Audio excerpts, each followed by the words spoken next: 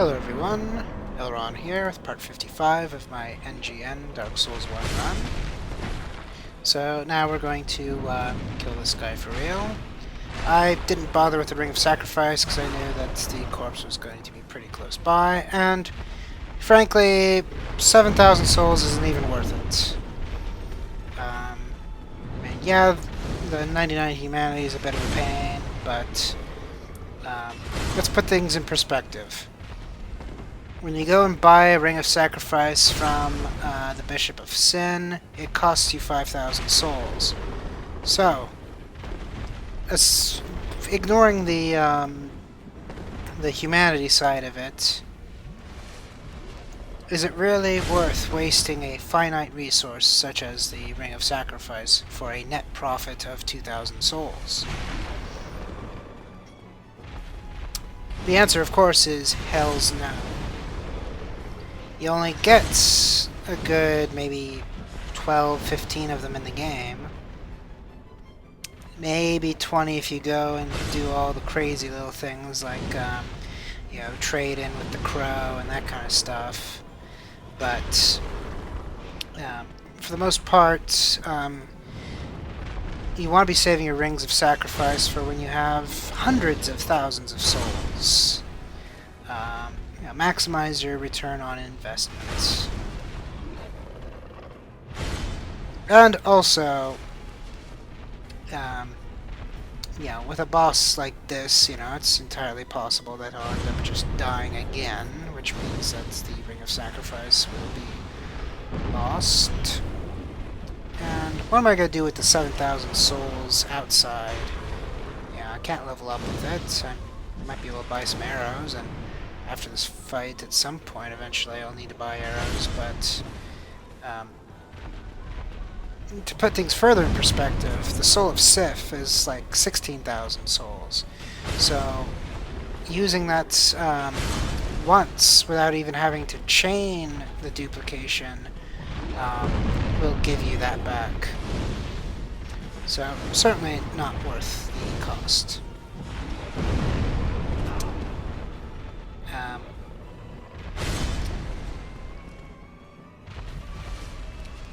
And so, still not sure why I'm not trying to get behind him. I think it was just so fruitless in this first little bit where I basically just became crestfallen in that respect and decided to just try to duke him out naturally. But it looks like I might be getting back into a go around him phase. Yeah, I might be trying to trick him into doing a big sweep and then cast right after that or something like that. Because, Erlenmeyer is just barely, or I guess we've made some good progress, but when I was first making that thought, Erlenmeyer was only just barely better than his health in terms of, sustainability of the fights for the sake. But it looks like at least I'm trying to be smarter about when I choose to cast. So that's kind of a big deal. Probably staying closer to him is actually making things safer, because when we were too far away he kept doing that really big over-the-head swing, and the over-the-head swing probably does a lot more damage than that little pot-shot swipe that he does. So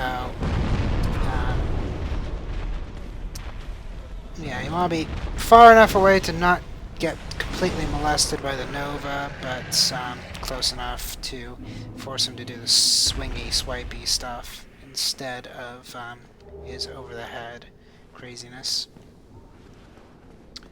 Alright, so now that we've got our revenge from that guy, we are now going to move on. Now, upstairs leads to a shortcut. We don't necessarily need the shortcut at this point, although we will end up using it pretty soon. Um, so what the deal is, I thought that we needed to use Sunbro in this fight to make the quest line work out. I eventually figure out that that's not the case. Um,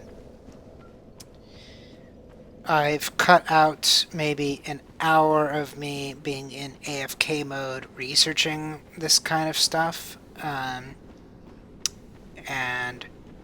eventually finding out that someone claims that they were able to complete the progress without that. But so basically at this point it's like, oh shoot, this is the guy that we needed to have Sunbro for. I gotta homeward out. Because I didn't see the sign on my way in. So of course the first thing I do is I check to see if I'm hollow. And nope. I was not hollow, so now I come around here, looking around, and then at some point I do an AFK session to make sure I know where the sign is, and I was staring right at it. So then it's like, okay, something is terribly wrong here. Let's go over the shortcut and see if he skipped ahead to the shortcut. So now we come back up here. What am I doing? Okay, I think I went to do some more research. And so come back down to the shortcut. And he's not there. So then I do some more research. I decide to make another trip up to the Sunlight Altar to see if he's physically there.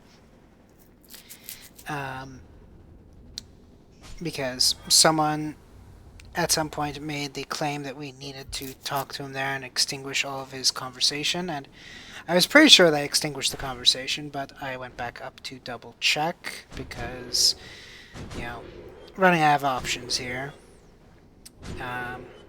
And so this was a long, stressful, drawn-out process, but eventually I do see someone make the claim that we did not need to summon him, we just needed to talk to him afterwards.